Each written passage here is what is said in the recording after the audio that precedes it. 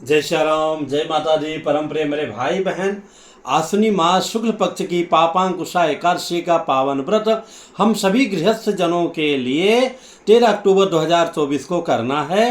पारण अगले दिन 14 अक्टूबर को थोड़ा विलंब से दोपहर के 1:15 से लेकर के 3:45 के अंदर करना उत्तम रहेगा। और जो साधु संत हैं, वैष्णवजन हैं, वो लोग जो है 14 अक्टूबर को व्रत करेंगे। वस्तुतः साधु जन लगभग जो है द्वादशी का ही व्रत करते हैं, पर गृहस्थों के लिए जो नियम आया है वो ये नियम आया है कि अगर पारण द्वादशी में नहीं प्राप्त हो रहा है तो दशमी विद्या भी एकादशी का व्रत कर सकते हैं। हालांकि दशमी विद्या एकादशी का आमतौर पे निषेध माना गया है, लेकिन पारण अगर द्वादशी में ना मिल करके त्रयोदशी में प्राप्त हो रहा हो तो दशमी विद्या भी एकादशी कर लेना चाहिए। विद्या क्या होता है मेरे भाई बहन? विद्या ये होता है कि सूर्योदय के पहले दशमी तिथि हो, उसके बाद में एकादशी हो, वो विद्या कहलाती है। यही नहीं, विशेष रूप से आप देखेंगे तो अरुणोदय काल यानी कि सूर्योदय से 4 घटी पहले भी अगर दशमी तिथि है वो भी विद्या मानी जाती है। अगर उसके पहले खत्म हो जाएगी तो बात अलग है। अब घटी कितनी होती है? तो 24 मिनट की एक घटी होती है। तो 4 घटी पहले यानी कि 24 को आप 4 से भाग दे देंगे तो 1 घंटा 36 मिनट के आसपास का समय आता है। सूर्योदय से 1.5 घंटा पहले अगर दशमी तिथि है तो भी जो है विद्या कहलाती है, और अगर नहीं है तो शुद्धा कहलाती है। इस बार विद्या एकादशी प्राप्त हो रही है और शास्त्रों में इसी एकादशी व्रत करने का नियम बताया गया है। जैसे कि निर्णय सिंधु में आया है, दशम्य का दशी विद्या द्वादशी क्षयम गता, कि दशमी विद्या चल सकती है अगर द्वादशी का क्षय हो, द्वादशी तिथि न प्राप्त हो तो क्षीणा सा द्वादशी। अगर द्वादशी नहीं प्राप्त हो रही है पारण में तो ग्रहिणा पूर्वत्रो पवासः, मतलब पूर्व में उपवास कर लेना चाहिए, यानी कि दशमी विद्या एकादशी का भी। दूसरी जगह भी आया है कर्ण स्मृति में, अरुणोदय वेलायाम दशमी संयुक्ता यदि तत्रोपोश्चा द्वादशीश्चा त्रयोदश्याम तो पारणम।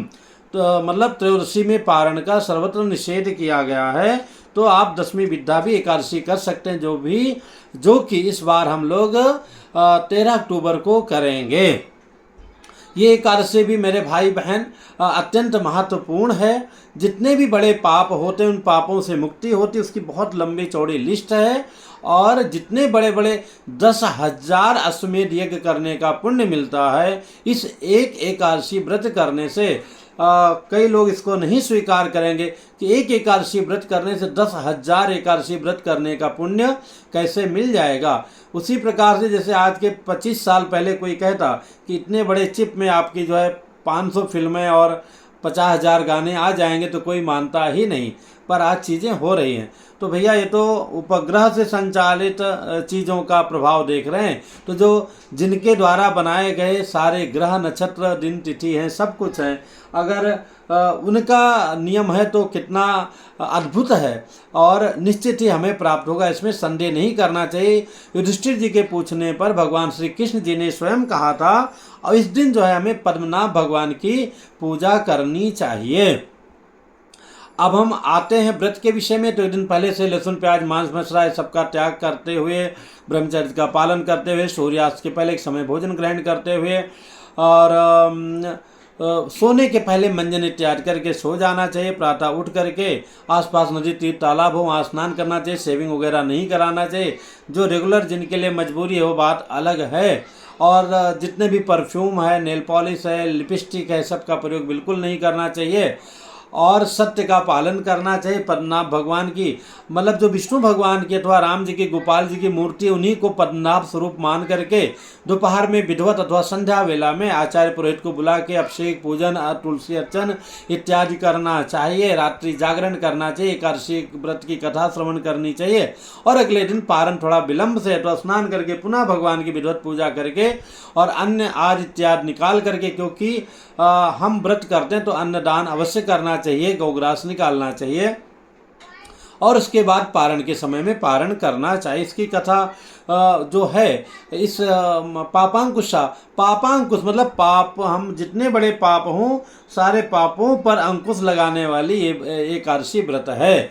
और इसकी कई कथाएं आई, उसमें एक कथा ये भी है कि जो है विंध्यगिरी पर्वत पर, विंध्याचल पर जो है एक बहेलिया रहता था। बहेलिया मतलब जो पक्षियों का शिकार करता है। हालांकि आजकल हम सभी लोग बहेलियां हैं, एक दूसरे को लूटने में लगे हुए हैं। वो जीव जंतुओं को मारता था, फिर धीरे धीरे पाप उसका बढ़ता गया तो चोरी डकैती करना और लोगों को परेशान करना, बहुत सारे पापाचार, महापापी, उसका पापमय जीवन हो गया था, महापापी था।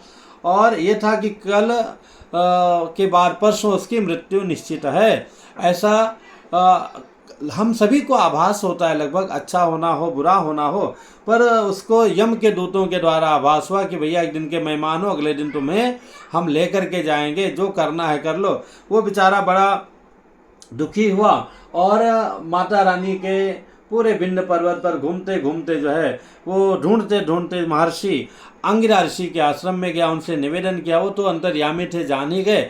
उन्होंने कहा बच्चा चिंता मत करो, कल आने वाली जो पापांकुशा एकादशी है उसका व्रत कर लो, उस व्रत के प्रभाव से तुम्हारे सारे पाप नष्ट हो जाएंगे। जैसे रुई का कितना बड़ा पहाड़ हो, रुई मतलब कापूस का, कॉटन का पहाड़ हो, उसको माचिस की एक तीली जला देती है, ऐसे कोई भी एक सत्कर्म जो है हमें सारे पापों से मुक्ति दिला देती है, अथवा हमारे पाप भी, पुण्य भी जो है नष्ट हो जाते हैं एक अकेला महापाप करने से। तो यहाँ पर उसने व्रत किया प्रभु की कृपा से, और बाद में उसके जो है यमदूत ना आकर के जो है देवदूत आते हैं, उसको लेकर के जाते हैं। जो जिसने पूरा जीवन पाप किया और अंत समय में एक दिन एक एकादशी व्रत कर लिया तो उसका इतना कल्याण हो गया। तो आप लोग श्रद्धा विश्वास पूर्वक, उसके इतना पापी तो हम लोग नहीं हैं, व्रत करेंगे निश्चित ही मैया की कृपा से, एकादशी महारानी की कृपा से, पद्मनाभ भगवान की कृपा से उसको उत्तम गति मिलेगी और पापों से मुक्ति मिलेगी। और पाप नहीं हैं तो भी एक से एक बड़े पुण्य की प्राप्ति होगी। इसमें आपको कोई मन में दुविधा हो तो कमेंट्स कीजिएगा, बताने का प्रयत्न करूंगा। निश्चिंत होकर के जो है 13 अक्टूबर को एकादशी का व्रत कीजिए।